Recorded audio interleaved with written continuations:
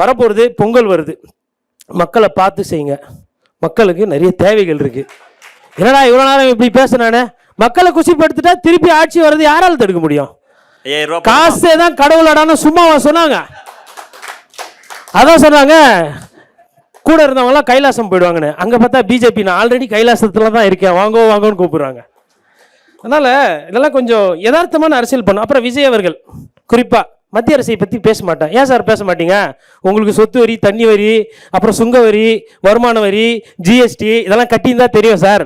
பிளாக்ல வாங்குறவங்களுக்கு கஷ்டம் தெரியாது சார். ஆஸ்பத்திரியில் போய் அட்மிட் ஆகும்போது 18% ஜிஎஸ்டி வரி, மருத்துவமனையில் ஐசியூவில் கட்டினா பாருங்க, அவங்களுக்கு தெரியும் வழி. கிரெடிட் கார்டில் தேய்ச்சி கட்ட முடியாமல் அதுக்கு 18% ஜிஎஸ்டி, அதுக்கு லேட் ஃபீ, அதுக்கு 250 ரூபா, செக் பவுன்ஸுக்கு 500 ரூபா கட்டுறாங்க பாருங்க பேங்க்கில். பேங்க்குக்காரன் கொள்ளடிக்கிறான் பாருங்க. அதை பற்றி ஒரு நாள் நீங்கள் கடன் வாங்கி கஷ்டப்பட்டு ஒரு வீடு கட்டியிருந்தோ, பிள்ளைய படிக்க வச்சிருந்தா நீங்கள் பேசுவீங்க அன்றைக்கி வரியை பற்றி. இதை தான் அண்ணா பேசினார், வரியை எதிர்த்தாரு. ஆனால் அண்ணாவை மறந்துட்டோம்.